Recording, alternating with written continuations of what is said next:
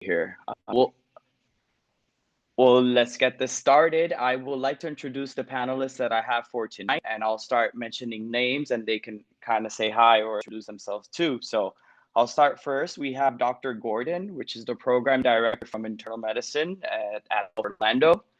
It's a pleasure to meet all of you and a pleasure to be here tonight. Thank you for having me. And I serve as the program director at Advent Health Orlando. So really nice to meet all of you. Thank you, Dr. Gordon. Next, we have Dr. Asin Koi, which is the assistant program director of the internal medicine residency at Advent Health Orlando too. Thanks, Adrienne. I'm so excited to be here and answer all of the questions that you'll have. Thank you. Next, we have Joe Lasema. Dr. Joe Lasema is the vice chair of the Department of Internal Medicine and University of South Florida. Absolutely. Welcome, everybody. It's a pleasure to have you. And I've been an academic internist for 24 years now. I hailed from the University of Florida, College of Medicine, where I graduated, and now been at USF for my internal medicine training and my attending years, 27 all told. I've been involved in residency interviews probably for every one of those years, even as a resident liaison. So look forward to tonight as to how to help you deal with this exciting time and to look at it as an exciting time, not an anxious time. Look forward to helping you through that tonight.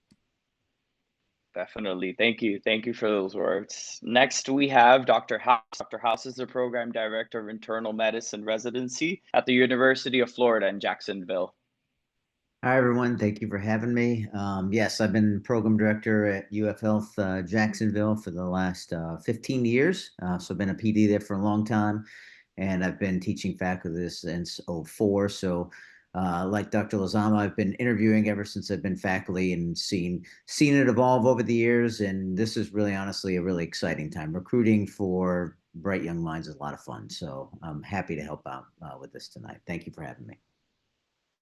Awesome. Thank you, Dr. House.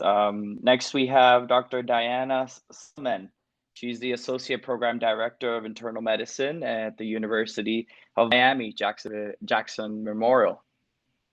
Hello, everyone. I'm actually a triple cane, having done college med school residency at the University of Miami. I'm actually an endocrinologist, so I went away for fellowship and then came back as an attending and associate program director at and excited to be here with you all tonight and to share whatever wisdom I have.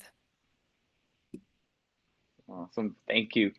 I think I also need to introduce, we have Dr. Karen Echeverria. She's also joining us on the side. So if you want to introduce yourself too. Sure. Hello. Thank you for having me. I have been involved in interviews for about 20 years or so. Just figured I'd pop in and see if I could help with any of the questions. Awesome. Thank you. Thank you so much, everyone. I think that it was a good introduction to kind of get this rolling. I'm really excited. We do have a lot of questions to, we'll just try to go over them little by little. I also have a chat available on the side that we would like to see if any people that are here want to pitch in some questions. We do have a set of questions that we do have the opportunity. We will go over those, right? To just tackle maybe some personal questions that you guys have for us, okay? So pretty much just to get rolling, basically the topic is mastering the residency interview, right? So I think the main thing that's going to pop us in our heads, and I remember when I started preparing for my interview season, is how do I even practice to do an interview, right? A lot of us come into medical school, even have a work besides like a college. You were just been studying all these times. This is actually your first interview to consider like a job work, right? So I feel like the fact of practicing is really important. And if anybody wants to pitch it, that would be like first question, like, this is my first interview. What are some ways I can practice to do an interview, right? How do I get the base of it? How do I practice? Does anybody have any input on that? I can go first if you want. So I think for sure the way to practice an interview is to, I always say, take the test with exactly the same conditions that you're going to take a test. So For internal medicine residents, you're going to take it on a computer. I tell them take a day where you actually take the test. You probably did this with the MCAT. So a lot of your interviews are virtual. And so the way to practice that, even if you have, number one is you should be able to find a faculty member at your institution who is willing and able to give you an interview session, a mock interview session. Definitely take that opportunity. I do it not only for my USF medical students, but I do it for the UF medical students through the Alumni Association. Has a program set up for that. But if not, if you don't have the ability to have that, just go to any faculty member. But don't fall into the trap if you're going to have most of your interviews virtual, which should be the case, that you do the interview in the office. You have to get through the experience of being anxious and excited, but doing it through a virtual setting. You also should practice the setting behind you, which would not be as busy as my setting here in my office.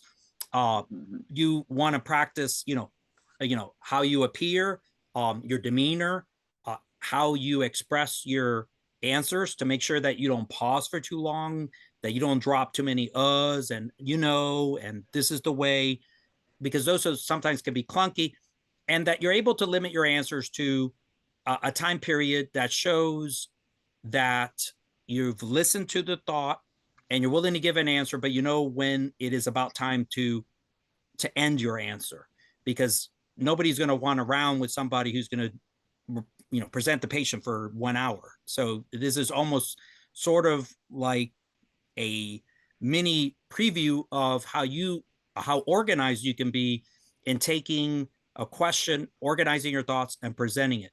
The other thing is it's a great practice. So when the faculty member's talking, that you don't interrupt them, that you don't say, oh yeah, I want to tell you about this. So there's a lot of benefit to be done by having a virtual mock interview, having that faculty member prepare some set questions, and that will help you out tremendously when you actually do your first. In fact, I recommend for people to do at least 2 before they actually take on a real one and get 2 different faculty members so that you get a little bit of a different experience with that. That's my contribution to that one. Thanks. Yeah. Thank you. Really, I love those answers. Dr. House, you would like to say something? Yeah, I won't add too much because I think Dr. Lozama said it best. But I would stress that on top of doing it like that with the mock interviews, it gives you a good chance to test your AV, the background, the lighting, everything. And I would even get one of those little circle lights that you have and just practice with all those. I think the one struggle you have is if you don't have good internet connection, good AV, and it falls apart on you, there's nothing you can do. So you don't want to go into it not ready for that. So I think that's one of the big reasons to practice too. Yeah. Dr. Coy, I think you wanted to say something too. Yeah. I love what you all said. I think an important thing to remember just for yourself is that you can't expect yourself to be good at this without having practiced, because you've never, as was stated, you've never done this before, most likely. And so not only practicing in formal interviews with faculty, but just getting comfortable talking about yourself at all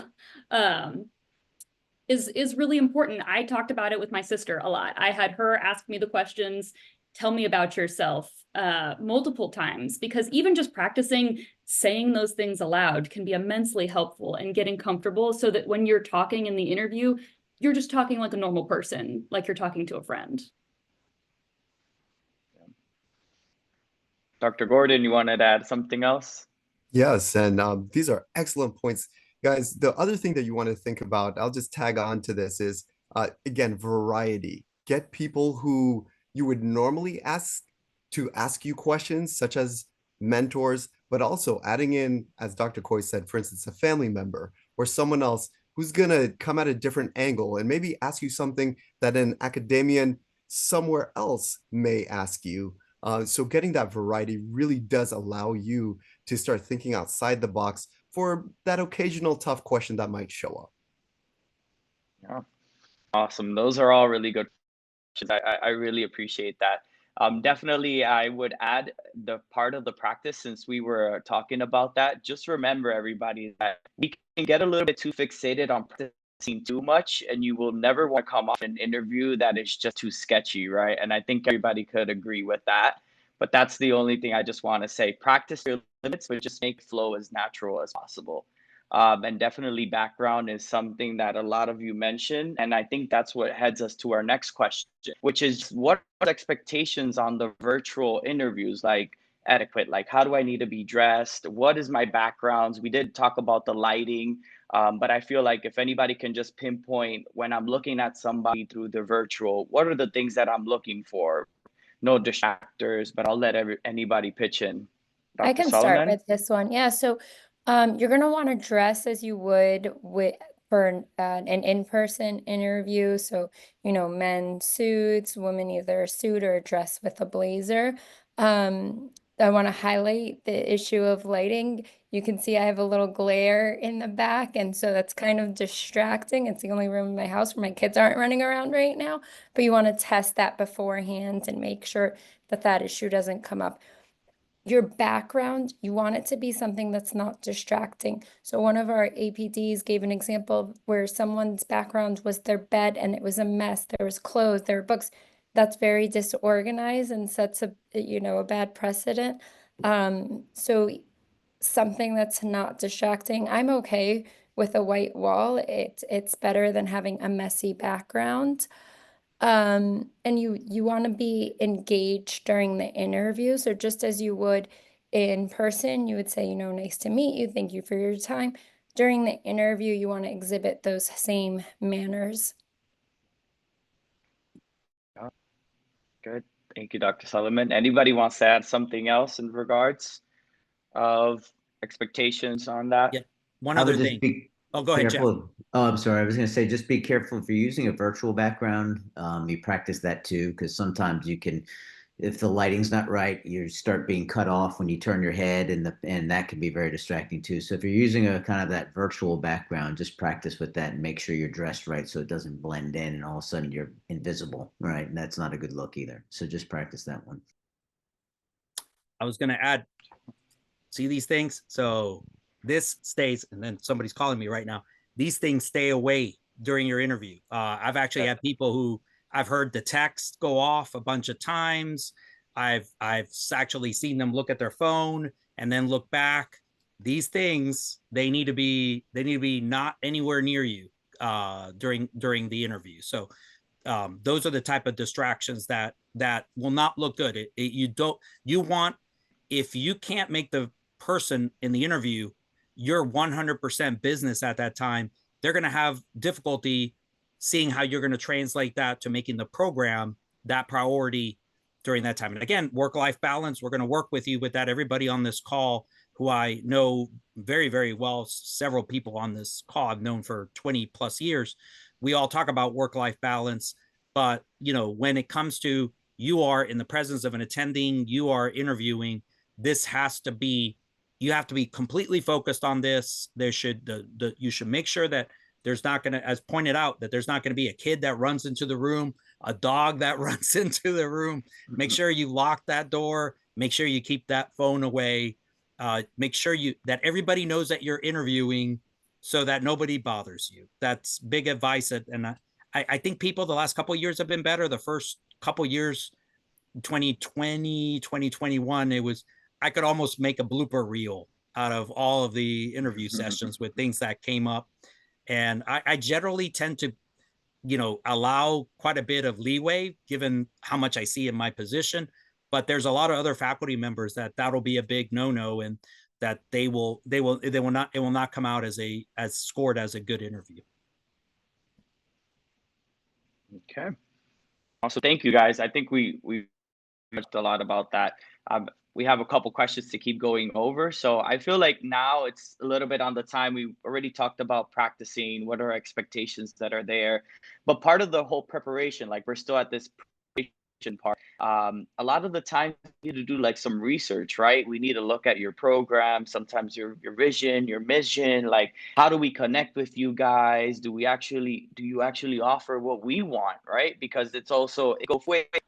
So what are the suggestions that you guys have to like effectively research your programs, or just in general, right? We don't want to pinpoint one specific program only, but just like in general, what would be like your recommendations? So I'll jump on this one real quick.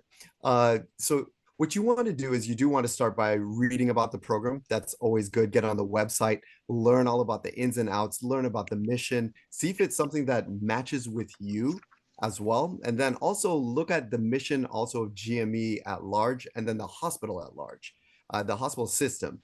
The other thing that you want to do, and I'll tell you this, if you can and you're really interested in a program, go there in person just to look at the hospital, the grounds. If you can do a sub-eye there before the season starts, then you really get to know the people. You get to know what is this program really about. There's nothing like actually being there.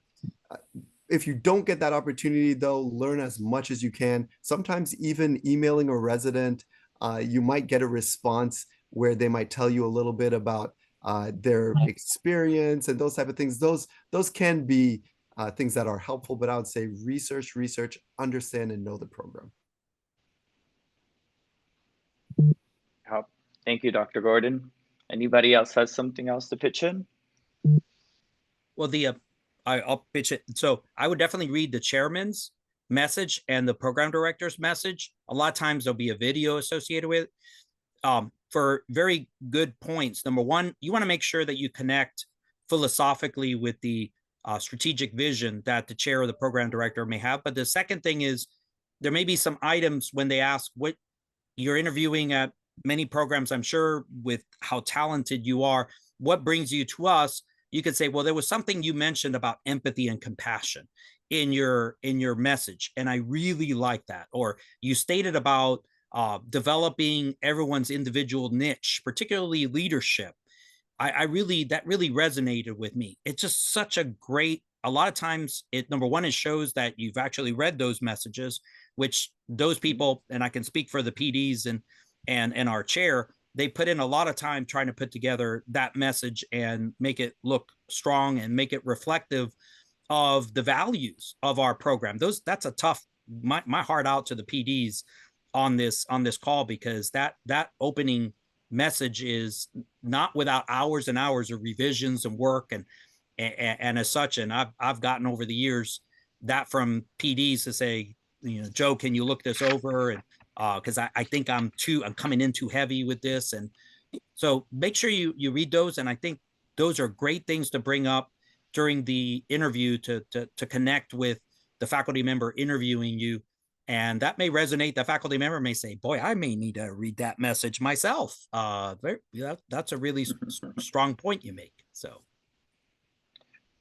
Yeah, definitely. Thank you, Dr. Lasema. I think you just mentioned what would just guide us to the next question. So you you mentioned resonating with a program, like figuring out where do I click in this area or this programs. And I would just say also research their Instagram, go see what they're doing out in the community. Look, where do you actually want to be? And if that program is actually offering what you want, right? It's not only the mission and it's also the fellowships. It's also the community research if you're into that. It's also how much opportunity you can get out of this program. So everything goes together, but what we're heading now is just how can we create this strong connection with the interviewers in a virtual setting, right? Because maybe we're not able to have that face in face, and it's a little bit hard when we're doing things virtual. So what would the recommendation be to actually connection in the virtual setting where the personal interaction is actually limited?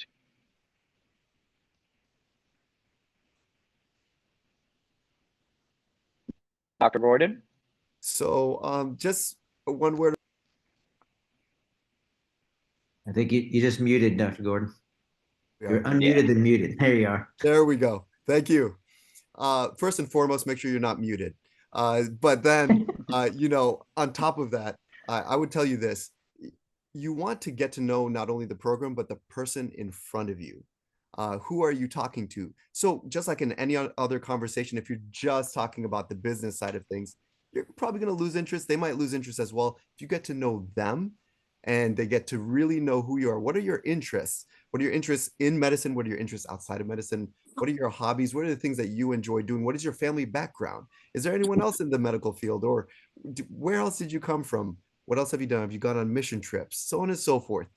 get to know each other on a deeper level. And I can guarantee you, I'll tell you this, if you're enjoying that interview, they're probably enjoying the interview as well. So being calm, cool, collected, and enjoying that conversation that you're having. Definitely. Thank you, Gordon. Anybody else wants to pitch in on how to create a strong, Dr. Echeverria? So yeah, so you know, by the time you are in front of the person, they've read your CV, they've read, you know, all your academics and your research, and they know you on paper. So now the interview is about getting to know you as a person. Who are you? What makes you tick? What are your interests? What are your hobbies? It's like, who are you as a human being? And the purpose of that is also to see, okay, do you fit our program and do we fit you? So, for example, when I'm interviewing, that's where I go. It's like, you know, what do you want to do? What's your family like? And we try to get personal at that level. And like Dr. Gordon said, it's like if you're enjoying the interview, then I'm enjoying the interview. But it's the time to get to know you as a person. So there's going to be all kinds of questions going from academics and then shifting to your hobbies and you know, I want to know, are you going to be a good team player? Can you talk to me? Can you hold a conversation? So if I ask you, you know, do you have any questions? Don't tell me no. Say, don't tell me, well, I've already talked to 5 other people. So that's not going to work. Just ask me something, either personal or about the job or about life. That is how I actually start my interviews. It's like, you know, just what questions do you have about the program, about life, about Orlando, because I want to get to know you as a person. Yep. There'll be a lot of times when during the interview I'll give, you know, I'll say things about myself, you know, and you know, whether it's I came from the University of Florida, which I've already stated, a proud Gator fan, which is hard to do these days, but I still am a diehard Gator fan. I'll talk about why I came to Tampa, my background in Tampa. The interviewers are going to do that. It's not only to connect with you, but it's also to see how well you pick up on things, how well you can adjust, flex. And as Dr. Echeverria stated, it will be because you should be able to connect. When I say, do you have any questions? You could say, well, you mentioned that you came to Tampa to be a hematologist oncologist, which is the truth. That was a big reason for my draw to Tampa was the Moffitt Cancer Center. You know, how was it that you became a hospitalist, if I may ask? What was it something about the program? Those are questions. Don't be scared to sort of push into, you know, I find your career interesting, or what you mentioned really is brought me to some thought, and I wanted to ask you about this. Don't be scared to smile. You know, I like seeing emotion. I like seeing smile. I like seeing laugh. You know, I like, you know, and I keep saying, you know, so I'm teaching you already the things not to do. I like to see a little movement, that you have the energy and enthusiasm, because that's what we would want to see if it was a live showing. We would want to see a lot of that ability to interact. You know, one of the things that we used to love about these interviews is we used to ask our secretaries, who are the residents you liked? Who are the ones who talked to you? Who are the ones who were polite and formal and said thank you, and asked, can I get something for you while I'm going over here? That's what I miss. So a big tip also in the virtual room is, if you're with administrators, be very pleasant to them. They do not discount that that's part of the interview, and how much you interact with them. And do you say, good morning? How's your day going? How's the weather in Tampa? I heard about the horrible flooding from Hurricane Helene, even though it was so far away. So that's another tip, to make sure that you're conversive, not only with the interviewer, but also with the administrative team while you might be in waiting rooms, and to show emotion, smile. And as Dr. Echeverria said, when it says, do you have any further questions? Maybe try to connect. And as Dr. Gordon said, on that individual nature of, you know, asking your interviewer a little bit about what keeps you. One of the best questions I get is, Dr. Lizama, what keeps you at USF after 24 years? I love questions like that. That would be my contribution for that one. Yeah, I would reiterate this whole idea of you only have a limited time to show enthusiasm. as opposed to a live interview. And so you really have to turn it on. And we're looking for people who seem genuinely interested. So you've got to be on stage and you've got to hold it together for that entire interview process. That includes when you're meeting other residents virtually, when you're meeting staff. I asked, just as Dr. Lozano said, I asked my staff, the person who runs it, and they tell us right out whether you were great or you were a jerk. They will tell us, absolutely. And the residents will tell us too from that. And so whatever you can do, don't miss the dinners. For whatever reason that the interviewer, the program director, associate program director are innately biased, that if you didn't make the dinner the night before or the meet and greet with residents the night before, you just can't help but go, oh, I didn't make that. Okay, well, maybe he's not that interested, right? Even if you had a good reason, it's hard to not, right, have that bias. So you have a limited scope with a virtual interview, so you need to turn it on, and you need to show that enthusiasm, smile, polite, vocal, the whole shebang. Yeah. Thank you, Doctor. Yeah. I'm gonna piggyback on that. Keep in mind that everybody is interviewing you that day. Every single person that you're going to interact with is going to have a say. So the administrators, the residents, please, if you're in a roundtable, which we do roundtables virtually, do not turn your camera off. Do not turn your camera off. If you're attending morning report, do not turn your camera off. Don't diss the residents, interact with them just as if you're interviewing with them, because they are very vocal. They will be like, oh, that person's not interested. And that's usually the comment, is that person's just not interested. And that's probably not true, but it's coming across that way. Yeah. Thank you for all those questions. Actually, pitch in on that. I like that you guys mentioned that also residents are involved in the interview. Sometimes you have breakouts when you're in your interview. That doesn't mean that it's actually a breakout. Once you hit that Zoom meeting or thalamus, you are in a professional setting, and that is like a timer. Like, that is your time to shine, and you have to be as professional as you can. Residents, as myself, that I am part of the resident recruitment at Lakeland Regional, we are saying and making decisions on residents if they do show interest. So everything that the program director said are completely true. So just to kind of move on a little bit more into the interviews, right? I think the main thing when we're preparing for our interviews is like, what are the questions? Like, what are the most common questions we get? Right? That's where we want to practice a little, feel a little bit more comfortable, not come off too. So what would you guys think that is like the most common questions? And I feel like if anybody can at least pitch one common question so that we can get variety and everybody can hear more. Dr. Gordon, I saw you unmuted first. Sure. So, they're usually going to be open-ended questions. Something as simple as, tell me about yourself. Tell me a little bit about your family. And just starting with something very open-ended. And so just be ready for something pretty simple like that. Now, one thing I'll throw in there with that specific question, that is a great time to then expand a little bit about, your beginnings and what inspired you and what led you on your journey into medicine. And so if they start with an open-ended question there, you get to kind of play with that. And you get to play with that in a good way where you can show who you are and they really, again, get to know you as the person. So I would say, oh, go ahead. Another one would be, why do you want to come to our program? Why the University of Miami? I can't tell you the number of times I've heard because of the weather, and that's not the answer that I'm looking for. You really want to know the program well, and you want to see what they have that aligns with your interests and why it's a good fit for you, and convey that in the interview. Yeah, and the reason why that's such a great is because that tells the person interviewing you that you know something about the program. You showed interest in the program, and I think that's a great way to answer that. Is you say, what does that program have that you really enjoy? So I think that works really well. So it's nicely said. I agree with that.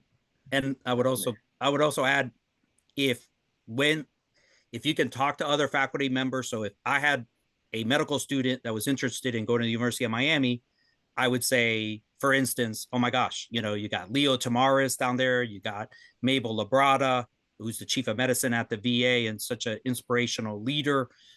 You know, you're able to get some names. And during the interview, if you could say, well, I talked to my faculty member who works with these folks in the American College of Physicians and speaks so highly about the University of Miami and everything they do, you know, a little bit, not too much love, but a little bit of love coming back does not hurt. It's not, you know, kissing butt or something like that. And if it's just done in the right way, because it shows that you've talked to faculty members that you trust and that are your mentors, and you've asked about the program, and that faculty member has given you, I've interacted with this program. So for folks who are thinking about Jacksonville for residency, is the same thing. I say, I've known Jeff House for 2 decades plus, and he runs an incredible program. He's nothing like the Dr. House on TV, but people have forgotten about that now, Jeff. So I think you should be good with that. The other thing, for going back, because I thought that was important to say, there's always faculty that know each other. You know, people will not believe, this is a smaller world than what you think. And you may ask your mentor about a program and they say, my gosh, you know, I have 3 of my classmates who are in major faculty positions at that university. And that can be a great help. And don't think that faculty member will then call those places to say, this person walks on water, et cetera, unsolicited.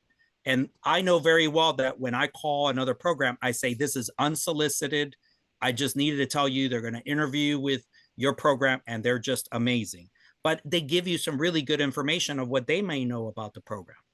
But one question you for sure will get, which is really important, are what challenges and roadblocks have you faced as a medical student, and how do you feel, describe the way you overcame them, which you feel will help in your resiliency and grit as a resident.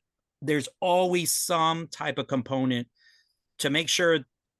I like the resident that's had to sweat a little bit and has had to have a little bit of challenge and was able to overcome that, because that's all what residency is all about. No matter how much we try to prepare our residents to have the smoothest of wards, ICU rotations, and outpatient rotations, there's always going to be some challenges. And so be prepared to give a specific example. And if you've somehow done as a medical student without a challenge or a roadblock, I think you may be underestimating those things and underestimating your grit and resiliency. And so you want to make sure you have a list of those things to be able to speak to them during your interview. Definitely. If I could Dr. just Coy, add you to wanted to that. add something? Oh, no, Dr. Sorry, Solomon. Dr. Solomon. Yeah, I was just going to add to the challenging situation. A lot of times students will tell me the challenging situation and they stop there, but they don't tell me how they learned from it or how they grew from it, how it changed them. So you really want to describe the challenging situation, but how it impacted you and how you grew from it. Yeah, and the question I'm thinking of, it really builds on what both of you all said, is that there's a whole category of questions that's tell me about a time.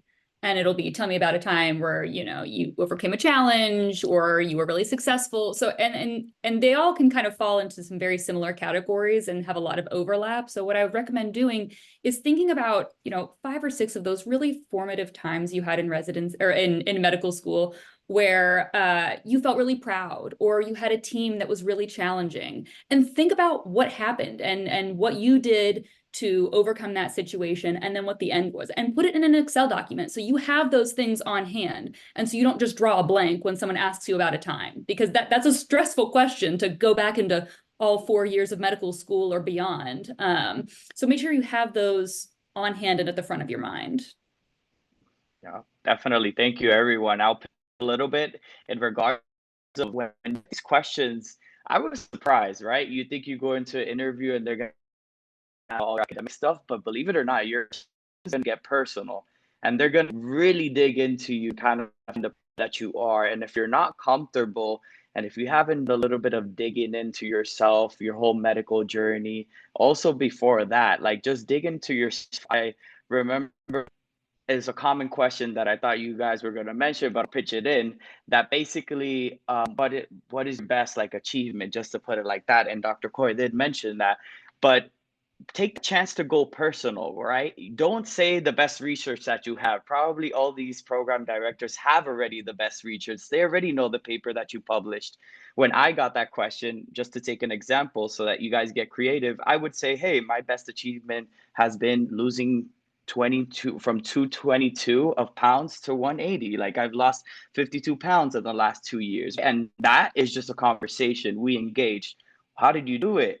How do you feel about that? And you can just revolve everything to play on your favor. Get personal, show some vulnerability, and that will take you to a long chance. And like Dr. Sullivan was saying, I would pitch in on top of that, right? I would say, hey, I lost pounds, but also this is what I want to achieve with my patients. I would love to be that guide on people that are struggling with obesity. Just adding that component of being personal and just not being an applicant, but making yourself different from everybody else will take you so long of a difference on everybody. And that's something I just wanted to add in. But I have another question. There's a lot going on chat. But I did see a question in terms of scheduling. People are just kind of figuring out, do I need to schedule like early an interview versus a late one? Will it interfere? So does anybody have any input? Would that interfere in regards of doing it earlier, later? Not necessarily. We do interviews from October through January. I mean, you'd like to think that the most enthusiastic to your program is going to be in October, and there might be a perception that you're really interested by interviewing that early. But I don't, truthfully, sometimes some of our best residents have come from people who interviewed with us in January. So I think if you're really interested in a program, maybe get that closer to November, December, just so you can kind of see it and before the exhaustion of interviewing consumes you. But aside from that, I think I try to treat everybody the same, right? And so if they interview with me in October, I try to give them the same interest and courtesy as the ones interviewing at the end. So that's probably the best advice I could have. I'm curious what others might think about that. Yeah, I would agree. And it's funny, I probably have a group of residents. When I see them years later, I can still remember what month they interviewed. And that's just crazy. Jeff's probably the same way, and many people here are also the same way. And there's many, as Jeff said, January kids that ended up being top stars. And it's not so much, I really feel that I treated it as, and there's October kids that were top stars and November kids. It's a matter of, as long as you keep your enthusiasm, a January interview for me is the same as an October interview. And trust me, we work on keeping our faculty's enthusiasm the same. And if we find a faculty member is like, do I really need to do this? Or do we really still have to have interviews at this time? I'm like, you're out. You are not interviewing this person when you had to ask me that question. I'll do the interview myself. Forget my asking you to do it. I'll take this one myself. So it goes both ways. So you guys know, we're definitely going to make sure that you keep interviewing as long as you feel you have that enthusiasm and energy, and that it's not going to create confusion for you if you feel like you had it pretty well set. That's the other thing, is I'm thinking about you guys as well, that you don't make the decision any harder for you with the February match. So if you're not quite sure and you still feel like I need to interview at that program, do it. If it's a matter of you have a pretty solid 2 or 3 and now you're going to add a January interview that may make life, because remember, this is not just you. In cases you're doing this, and this is advice for you. You got to think of the entire team that is behind you. So for you, it may be a significant other. It may be that you have families. It may be the whole team rooting for you. That's maybe not a significant other, but is your family, and they're going through this emotional ride with you. Make sure that if you're getting into January, that team that is behind you also is going to be able to weather the storm of going into January before making a priority list on those programs. Now, again, because you have to be flexible and the competition is so incredible for so many of these internal medicine programs, I think it's a matter of keeping your team on that same page of, I still want to hit these programs and nothing's for certain.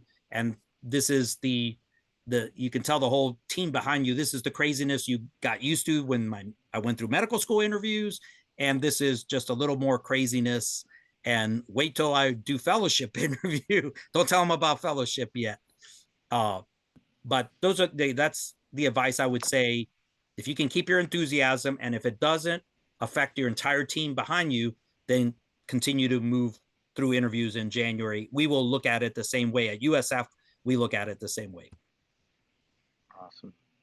And I would just tag on there one quick comment, and that is, it really doesn't matter when you interview during those months, but what does matter is what you do after those interviews. For instance, do you have a follow-up email? And is it meaningful? Is it saying a good communication? Are you putting things in there that actually, are going to, be memorable? So that were they things that you discussed and that you both really found meaningful during that conversation? So that's what I think is going to kind of set you apart. It's not necessarily what time of the year, it's what you're doing during, before, and after. Yep, definitely. That's one of our questions to discuss, and we'll dig a little bit more in regards to that, Dr. Gordon, about post-interview communication and how we should achieve those and if they're actually expected or not, right? But we'll just pitch back a little bit in regards of, I think we've talked a little bit about it, but I just want to make sure everybody's aware of this. Like, what are those common mistakes that applicants make in interview? And also, what are the positive and negative impressions that can so happen, right? If you have any examples or things that for you is just like a big red flag, is like a no, I think that would be useful for our candidates to know. Don't Dr. ask me about House? moonlighting. Oh, good one. Yeah, don't ask about moonlighting to a program director in an interview. That'll be the end of that, I think, for a lot. But generally, just be careful about it. We understand you work-life balance, and we understand that you're interested in what the structure looks like. But a lot of the things about calls and that kind of thing you can ask with residents and that kind of thing. We would like to, if your interview is focused on asking me, well, how often are you on call when you're on floors? And then how often are you on call in the MICU? And it just doesn't come across right. If you want to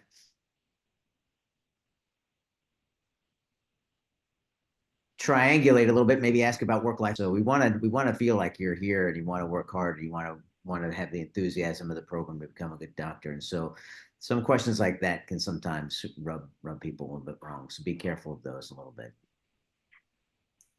Thank you. Dr. Yeah, Gordon? go ahead, Dr. Gordon.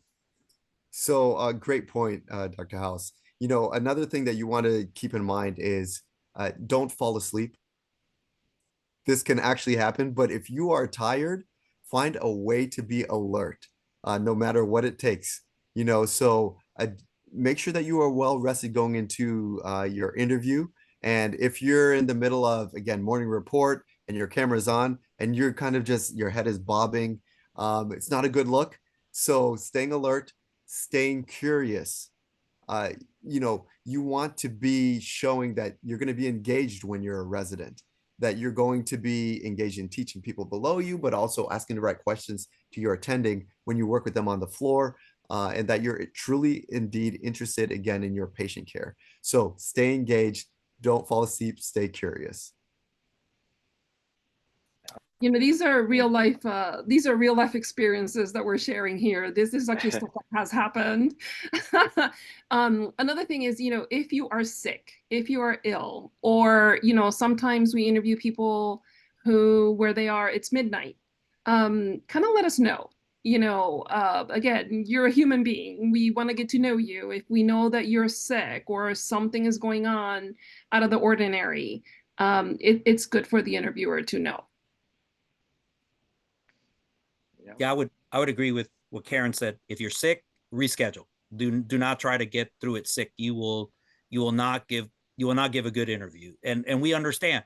We want you to be able to recognize when you're sick. We're going to want to recognize that you're able to say, I can't come to work today. We don't expect people to come to work sick to this day. I didn't expect it 24 years ago, and I don't expect it today. Definitely to Jeff's point, asking how many do you get on long call usually, or how busy are your wards? How many patients usually on a service? I wouldn't even ask that to the residents. I wouldn't do that. It's just, it's the perception. Are you scared of a lot of work? I can guarantee you every one of us in this call knows the ACGME rules well. There's caps.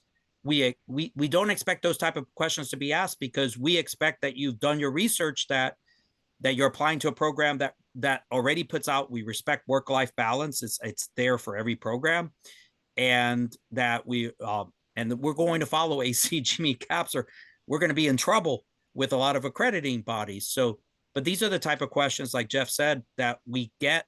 Not only how often are you on call, how often do I have to present at morning report? We've gotten just stuff like that. Why? Is there an issue that you wouldn't want to present at morning report? All these type of questions, just not good to ask. It's just not going to, there's more often that's going to reflect bad. You may be interested in it, but it shouldn't be any basis for you going to a program. It's every program is going to have its high tides and its low tides as far as census.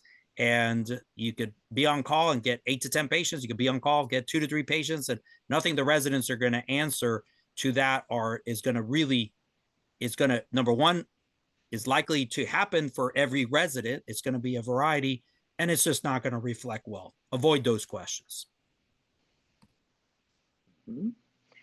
Thank you, everyone. Definitely.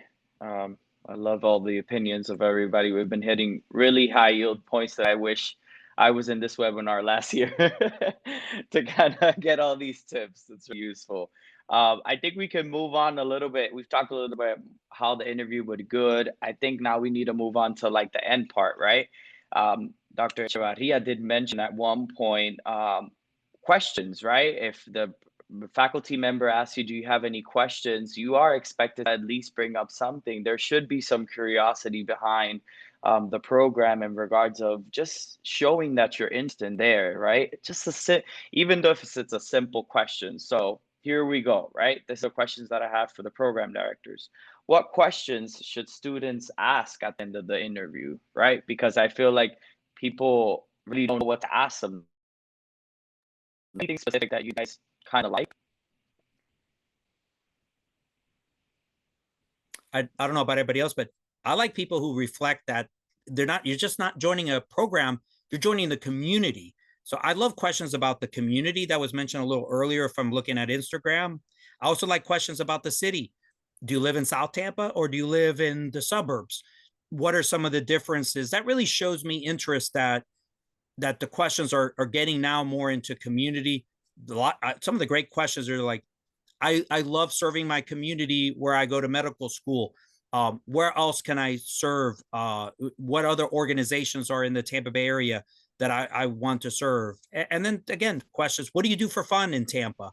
Is there significant arts component? How hard is it to get into a lightning game? I like questions like that. Like Dr. Gordon said, it shows the fun side of you. It shows that you're starting to show the ability to have work-life balance and the interest in having work-life balance. Because the last thing we want is we want people to be great residents, but I get nervous about some people who get here and just residency becomes their entire life. I really get nervous about that because then that gets into some concerns about whether they will lead to burnout if they don't have a safety valve for fun and a safety valve for enjoyment. Yeah, I have a great example of that. I agree. You're going to have to ask. We have to understand we interview a lot of people, and we're going to hear, do you have a mentorship program? What kind of research do you have? Or what do you expect, any changes in the program? What's your favorite thing about the program? And you have to ask some of those, and some of them give you important information. Especially one I recommend is, do you anticipate any changes in the program? Or if you could change one thing about the program, they'll teach you to ask that one too. What would it be? I think that's a good one to ask us. But we're interviewing hundreds of people. I think having some questions like that are great. Some creative questions, some fun questions. If you can put that with those informational questions. Like I had a resident or a student ask me once on October 31st, and she says, "What are you dressing up as for Halloween tonight?" It was awesome. Yeah. And she matched with us. She ended up being a chief resident with us. It was great. It was so much fun. And we just started talking and she nailed it. Right. And she ended up being a chief resident. She's doing endocrinology out in Denver and just amazing. So, you know, show that lighthearted side, exactly what Dr. Islam. Ask about what's your favorite part about Tampa? What's your favorite part about Jacksonville? You know, what do you do on weekends, right? Is there a good soccer league that there in Tampa that you can play in, right? That kind of stuff. Sometimes we all of a sudden wake up like, oh, they're not asking me about changes in the program. I can answer something different this time, right? So throw something like that in there and they will remember you, right? They will definitely remember you. That's the one who was asking about soccer leagues in Tampa, right? They'll remember that kind of stuff. So I think of some creative questions like that. I think will add to your character. I feel at the end of the day, if you ask a question that will make your interviewer reflect or think about it, I bet they will remember that question for sure. That definitely pitches in. Anybody else has any inputs on this in regards of any other that should be asked? I feel like we pretty much covered that question good. So we can just move on now to the next topic, right? And we were about to discuss this with Dr. Gordon. He kind of brought up a little bit about it. So what's your take in regards of post-interview communications? Are a thank you email needed or even accepted? And I feel like maybe like various answers to this because I've heard from other programs it's actually needed. Some others don't even take it into consideration. So I would love to hear your input, guys. So I'll just kind of tie up just a little bit more on that, since we're going directly into that question, Adrian. So just real quick, I think it is definitely for our institution, it is welcomed. And the reason is, again, we do want to not only know how your day was with us, but do you have genuine interest? And, having that communication provides that. There's a couple things you can put in there that demonstrate that you do have genuine interest. Of course, saying thank you and being part of a grateful side of being in that interview, but not just that, also some specific things that stood out to you. That can be very important. And then also, I would also tell you, don't put things in there you don't mean. Meaning, don't say, I'm going to rank you number one, and then you rank them number 100. Just a couple zeros on the end. Put things that you actually mean, be genuine. And, you don't have to be long-winded, just concise and reflective on your discussion. Yeah, I think definitely be specific about, say something specific that you liked. Otherwise, it just comes off as generic. The other thing, make sure the font is all uniform. I've seen this. I'm sure you guys have seen this, where the font for your name is different than the font of the rest of the email, and you can tell they just copied it. And it happened so many times. Look, see the ones who've done a lot of email are shaking their heads. Yes, it's definitely happened. Don't be that person. That's definitely a few points lost for sure. And the other thing I'll add is, don't expect too much of a response from the program directors or people that they're not allowed to say very much. They can respond and say, thank you. Hey, I enjoyed meeting you too. They can even say something specific, but they're supposed to be pretty limited on what they can respond. And some are very, very regimented, big negative. They're just, if you're going by the books, you're not really supposed to say a lot back to the candidate. So that's all I would say. Don't panic too much if you're not getting too much back from them, because they're really not supposed to say much. Yeah. Thank you. Thank you for actually clarifying that. It definitely makes a difference. I feel like if you send something of interest and not getting like a response can kind of a little bit off and make you feel that, oh, they're not going to rank me or anything. But it's just remembering that just policy of not having that communication and being Right. serious on that portion. I wanted to add, Adrian. Yep. I always said, like Jeff Howe said, you can't say much. I said, it has been a pleasure to meet you, and I wish you the best as you go through this process. I had a lot of residents go, I thought that meant that, good luck with your career. And no, I didn't mean, it's like Jeff said, you really just can't say much through that. It's sort of our code of ethics as on our side. We have a code of ethics as well with this. And so what I meant was, I wish you the best of luck. And what I really want to say is, and damn, I hope you really come here, because I really enjoyed. We can't say it. So we can't say that. We want to, but we want to, but we can't add that part. So, don't get that. We wish you the best. I really enjoyed the interview. That your energy and enthusiasm was appreciated. I wish you the best through this process. Is usually I say something usually. I wish you the best through this process, and your residency years, and that's basically about all I will say. I can't say and your residency years, which hopefully will be here. You can't say anything like that. You can't say that. Yeah. So don't get discouraged. It's so funny when I go at interview day, and people run into me. I'm so happy I matched here. I didn't think I was going to come here based on your response. I said, I know. So. Yeah. Thank you guys.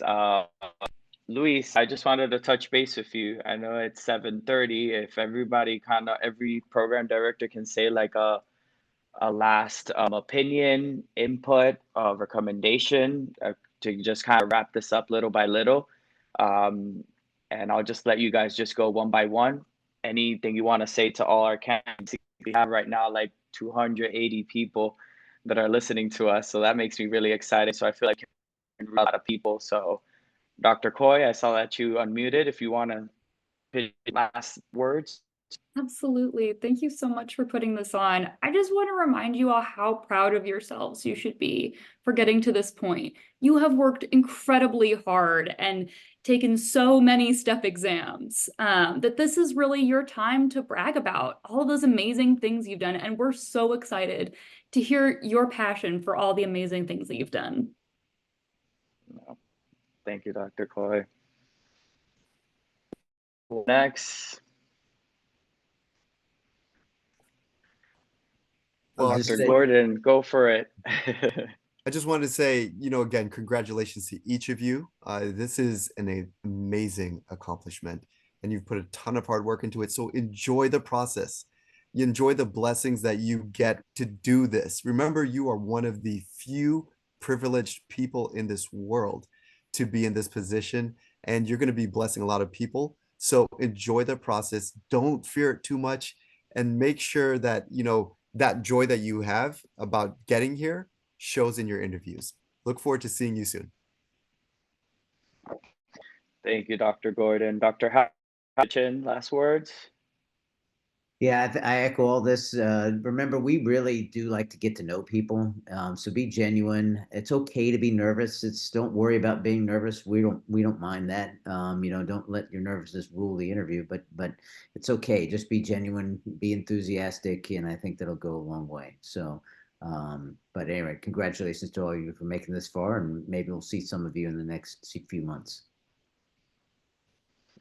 Awesome. Thank you, Dr. House, Dr. List. Yep. I would add congratulations again on all the accomplishments. So be confident as you do this interview. Stay humble. Don't be overconfident. But speak to how proud you are of the things that you've accomplished, and sometimes it's good to also speak about having that self-awareness that sometimes you don't give yourself enough credit for that. We love people who show that self-awareness that they're building to recognize their talents more. The last thing I will say is, it is just an honor to work with so many of people on this call at the American College of Physicians. And I know sometimes you get very focused on a residency program. I can tell you that everyone who's on this call has an outstanding residency program. You will do fantastic in so many places in this state. You'll get to interact with a lot of us through the American College of Physicians. Be sure to remain active. Many of you are here because you're active as student members. Remain active as resident members. But there is not a residency program in this entire state that I would not be overjoyed if I were you as a student to be matching into. And so do not get all narrowed in a program, and just absolutely outstanding quality from so many residency programs. And no matter, I think that comes out if you can speak to some of your past interviews, never speak ill will about another program. There never should be. I couldn't even think about ill will to speak about the University of Miami or the University of Florida at Jacksonville, or the University of Florida at Gainesville, or Advent Health in any of the locations throughout the state, or the Baycare programs or Lakeland Regional, because I know the faculty. A lot of them, I've trained them, and it's a joy to watch them. And a lot of them are a reflection. A lot of the programs are a reflection of so many of us who have trained these folks over the years. So be confident in that, and relax a little bit. Relax knowing that as you interview at 3, 4, 5, 6 places, that all of these places, there's not one perfect fit. There's going to be many that are going to be a perfect fit. I think if you go into that without that anxiety, will help you tremendously during the actual interview, knowing that you have other options that are going to be also perfect fits. Thank you. Thank you for Dr. Solomon or Dr. Echeverria. I Final echo words? what everyone has already said. And I would also say another little tidbit is, before these interviews, think about your strengths, think about your proudest moments, and try to convey that during the interview. That's perfect. Dr. Echeverria, you want to mention anything? I would just say, be yourself. We're at this point trying to get to know you as a person. So be yourself, enjoy that interview, because again, if you're enjoying it, we're enjoying it too. So just relax. You're gonna, I'm a firm believer that you will be in the place that you need to be at the end of the day. So just relax and enjoy the ride. Definitely. So I just want to pitch in a couple of last inputs. First of all, I know that interview season can be also a little bit overwhelming when you come in, but take every if it's like the only one you have. It doesn't matter if it's at the end of the interview season, that interview still matters and that interview is still valid as much. And echoing with everybody, just enjoy it, be yourself, just show yourself as a whole, and that will take you along. Okay. I think I can pass it over. There's also, this is actually ACP Florida chapter, and we do have our annual meeting that it's coming up in the weekend of October 26, 27. Correct me if I'm wrong on that weekend, actually, and I'm really excited, and I will be over there, and I invite everybody to go into the chapter and actually pay registration and be able to make it there. It's an amazing opportunity for networking. You can meet programs. You can actually do basically all these abstracts and all these interesting cases. I feel like that's the main thing that I love about. So the networking is just amazing, and getting a hang of everybody is just game changer. And basically on my side, I just want to appreciate everybody that's in this call. It's really fun, and I can meet all the program directors soon, face to face. I'll pass it over to you now.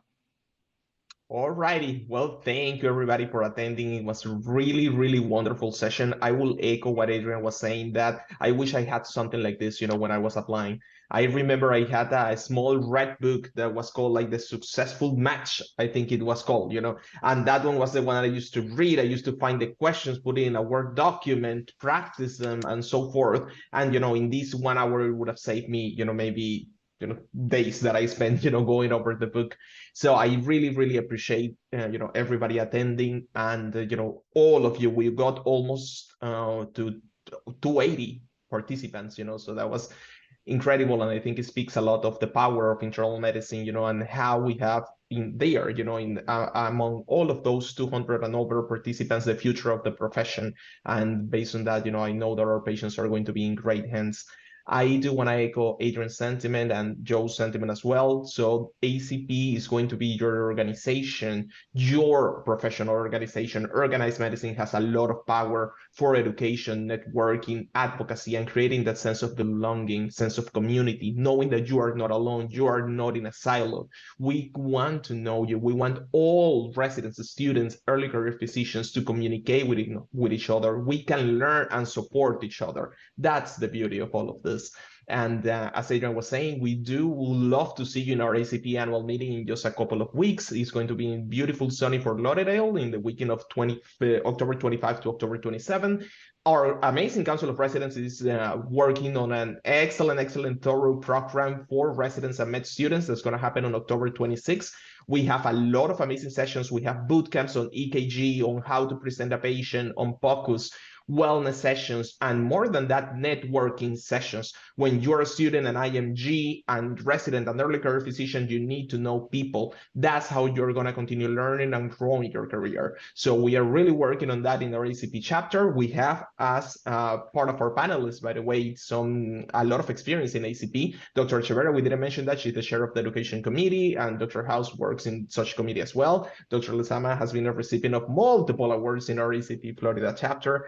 So I just want to say thank you all. ACP is your organization wherever you go, even if it is not Florida. So stay as a member. Thank you all. This recording will be posted in the Instagram account, ACPFL chapter. By tomorrow, it's going to be in a YouTube link. And we have 2 more webinar sessions to go. One for specifically tailored to IMGs is going to be in 2 weeks to navigate all of this process, application, interviews, post-interview communication, if you are an IMG. And 2 weeks after that, so in a month from now, is going to be for sub-I. So how can you excel in that sub-I, especially if it is happening after the interview or around this time? So we want to give you some very insightful tips. So stay in touch. Thank you, everybody. Good night. Hi, everyone. Good night, everybody. Take care. Good night.